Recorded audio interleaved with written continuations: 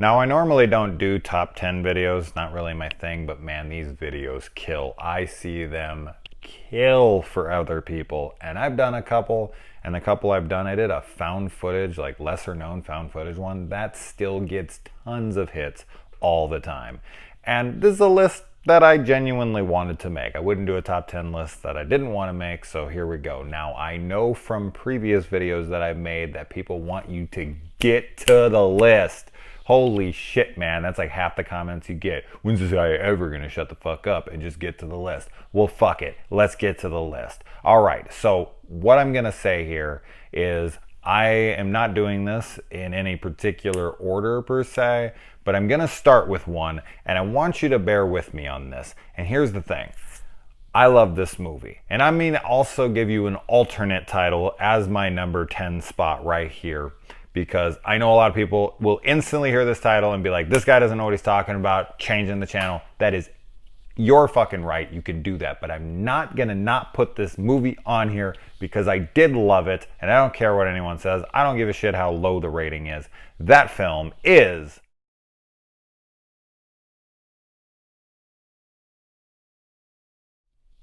The Open House. Yes, you saw right. The Open House. I will defend this fucking movie. I thought it was brilliant. I also think this is a perfect example of people not wanting something different.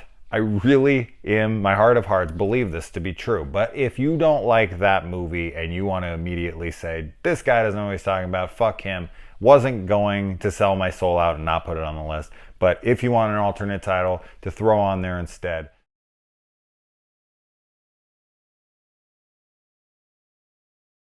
The Perfection, which just came out. I really dug the shit out of it. This is like a 50-50 split in the horror community right now.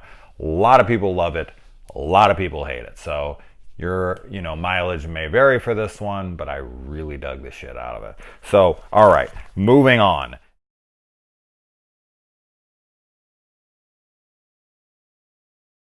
Apostle, yes, holy shit, I love this movie. This is Gareth Evans, uh, American cinema film, essentially. It's in English. If you're not familiar with this director, he's the director of The Raid 1 and 2, Morandu, a VHS segment that he did in VHS 2 called Safe Haven. This guy is amazing. So when I saw he was teaming up with Dan Stevens, and they were doing a Netflix original film, which they allowed them to do whatever they want, I knew he was going to bring something awesome. This is a film that definitely would serve for multiple viewings because you're not going to know what the hell's going on. There's a guy who's sent to go get his sibling from this cult, and when he gets there, he is not 100% sure if what this cult is worshiping is true or not. And it definitely goes in some much different directions. Highly recommended. Cool movie. Different as hell. So there's going to be some detractors. But overall, I think it's a movie you absolutely need to check out.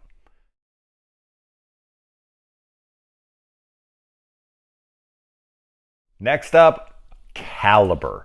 Yes, that's actually how it's pronounced. I was looking at it, I was like, Calibre? How do you say it? It's just Calibre. So it's been a little while since I've seen this movie, but man, this movie really hit me hard when I watched it. I thought this movie was tense as shit in one of those situations, one of those impossible situation movies where you're just sitting there like, what the hell would I do? What the fucking hell would I do? So this guy's brother or his best friend, I think it's his brother, comes to pick him up for a hunting trip. And oh man, something goes horribly wrong. And it is just gut punch. Great movie. Highly recommend. No one talks about this movie. One of the best movies on Netflix. And it's a Netflix original. Since that's what this list is. Moving on.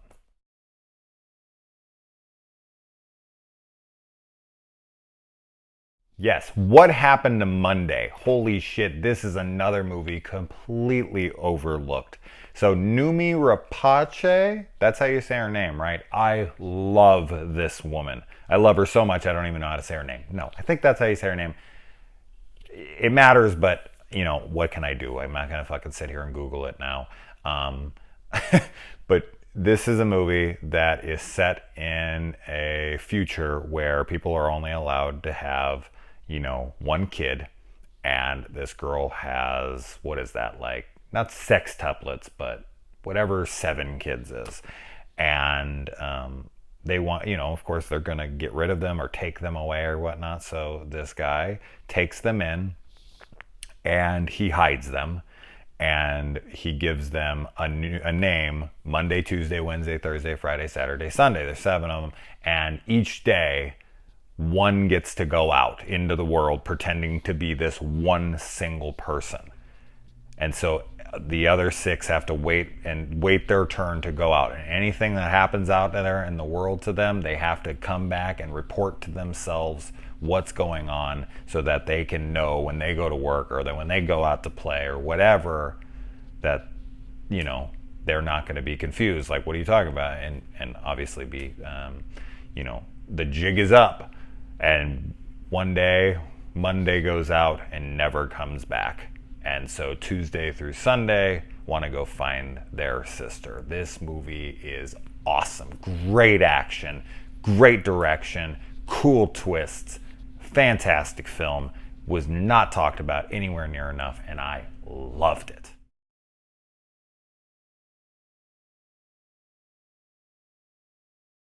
Next up, we have The Babysitter. Now, this was a movie that came out, a year or 2 ago, and I saw it was directed by McG, and I was like, okay, I don't know what to expect from this. I don't know if this is a horror movie, if this is a comedy, if it's a blend of both. It is a blend of both, and some of the best horror comedy I've seen in a good long while, and a big reason is because of who I did not know at this time, Samara Weaving. Holy shit, is she gorgeous, funny, awesome on screen, everything about it. It's all about the chemistry that she has with the kid in this movie. So what it is, this is a little bit of a spoiler, but not really. So this kid has a babysitter, and the babysitter is not who he thinks she is. She is not a good girl. But man, the jokes, everything landed so hard for me. I think this is one of the best horror comedies of recent years, and I highly, highly recommend the shit out of it. It's fun, goofy, nonsensical stuff. Don't bring your brain. Just have a great time. Bella Thorne's also in it, and I don't know if I can think of anyone else. I haven't watched it in years. I should have done research before I made the list on the names and that, but whatever. I'm just giving you titles that I love. I picked out 10. Now, if you guys can find me other movies that I missed, but there is no definitive list of movies that are Netflix originals. I've tried to look on Wikipedia, all these things. They had a bunch of titles, but there were, glaring omissions that I was like, well, I'm adding this because I know that's one and it's not on here for some reason. So if you see something that's missing, absolutely leave it in the comments below. I haven't seen them all, but I've seen a damn good amount of them. All right, moving on.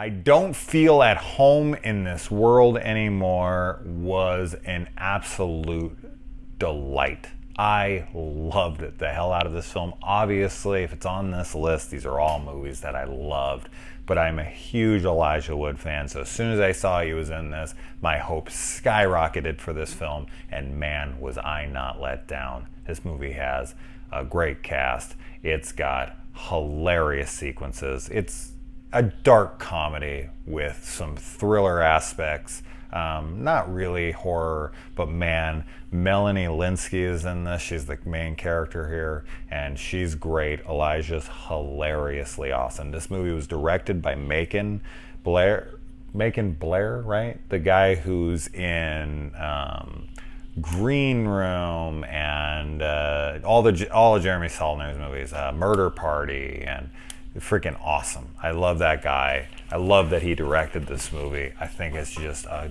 damn good time. I don't want to say much about the movie, except for Elijah Wood and his, karate skills, his nunchuck skills and stuff. just hilarious. Please watch the shit out of this movie if you haven't seen it. It demands to be seen. And I see a decent amount of people talking about it, but nowhere near enough. So check it out.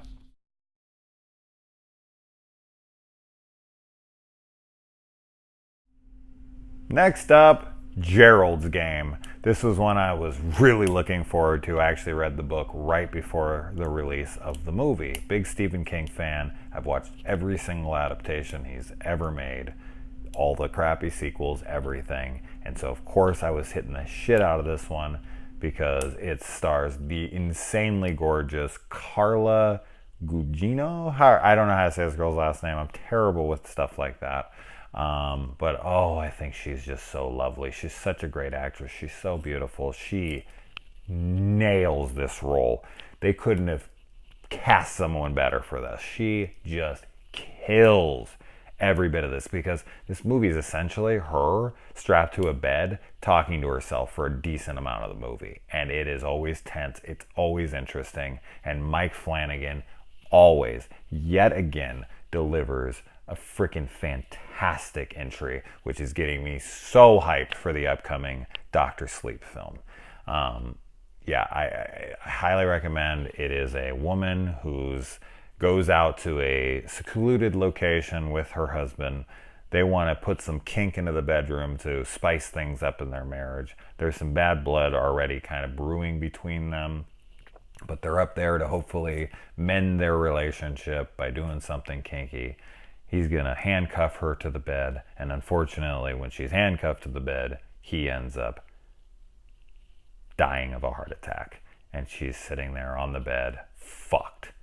And you have to see her confront her demons while she's trying to figure out how to free herself from her bondage. Amazing performance by Carla. Amazing, and amazing direction, as always, by the freaking incredible Mike Flanagan. God, I love that guy. All right.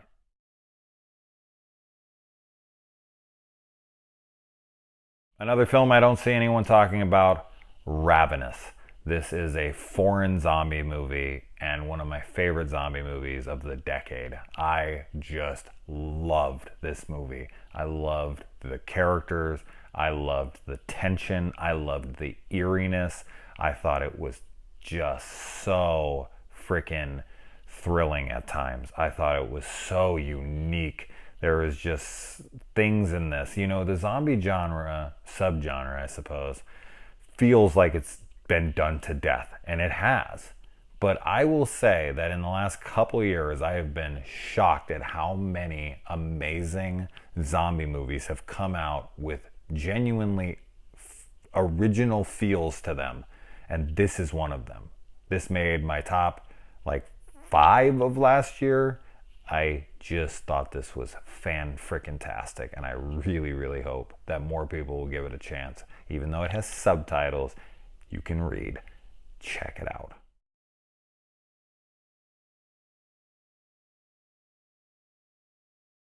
Now, if I was doing this in order, on top 10 to top, all the way down to 1, this was where I was having a little bit of a struggle if I was going to do this in order. And you can take this in order if you want. But I was sitting there, I was like, which one do I want to put at number 1? Is it this one or is it that one? But I'll put this here, The Ritual. You guys, if you know my channel at all, you know how much I love this movie. This movie made my number 2 spot of last year, barely being beaten by Hereditary. I mean, barely. This is like the Blair Witch, but everything you wanted the Blair Witch to be. It's the Blair Witch where something actually happens. I like the Blair Witch. I like all 3 Blair Witches. Yet again, something that'll probably discredit me. But I don't care.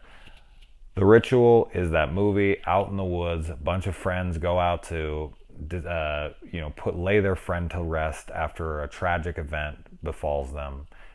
One of them is dealing with horrible guilt about what happened. And while out there, one of their friends hurts his leg, and they try to take a shortcut through the woods to get back to where they're heading because of his leg, obviously. and while they're out there, something is hunting them in the woods. And my God, you are going to see one of the coolest creatures ever on film. And there's nothing about this movie I don't love. I mean, pitch perfect. A 10 out of 10, perfect, fucking fantastic film. I could not say better about this movie. I think it's one of the best horror movies of the last couple decades. I just think it's excellent in every single way imaginable. So, highly recommend. What could be above this? Holy shit. Let's see.